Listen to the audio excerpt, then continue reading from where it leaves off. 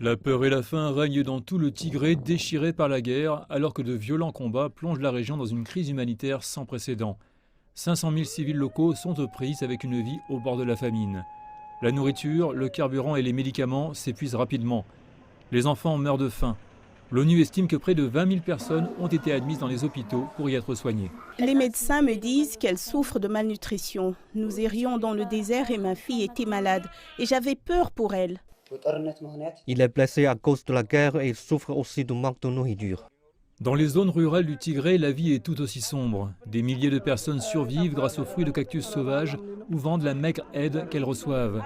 Les combats continus entre les forces gouvernementales et le TPLF ont fait des milliers de morts et déplacé plus de 2 millions de personnes de leur foyer. Un rapport des Nations Unies indique que toutes les parties au conflit du Tigré auraient pu commettre de graves crimes de guerre caractérisés par une extrême brutalité, y compris la torture et le viol.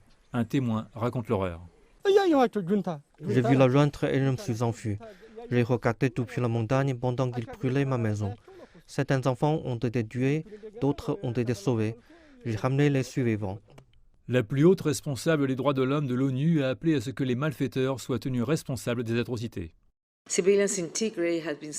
Les civils du Tigré ont été victimes de violences et de souffrances brutales. L'équipe d'enquête conjointe a découvert de nombreuses violations et abus, notamment des homicides illégaux, des exécutions, des actes de torture, de violences sexuelles et sexistes, des violences contre les réfugiés et des déplacements forcés de civils.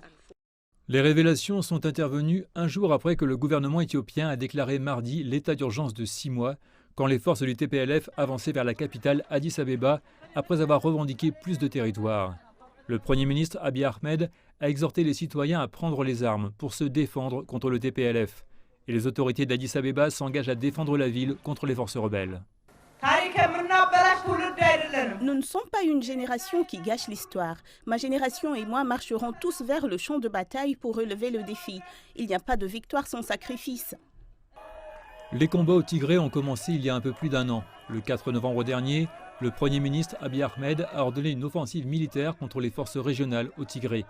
Il a déclaré que cette décision faisait suite à une attaque lancée par le Front populaire de libération du Tigré contre une base militaire abritant les troupes gouvernementales dans la région. La lutte pour le pouvoir a suivi des réformes controversées ordonnées par Ahmed. Elles ont rencontré l'opposition du TPLF, déclenchant une série d'affrontements armés.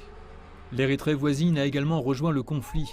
Fin novembre 2020, le Premier ministre éthiopien Abiy Ahmed a déclaré au Parlement que les opérations au Tigré étaient terminées et que ses soldats contrôlaient la capitale Mekele. Mais les rebelles se sont battus contre. Les forces tigréennes ont repris Mekele le 29 juin de cette année.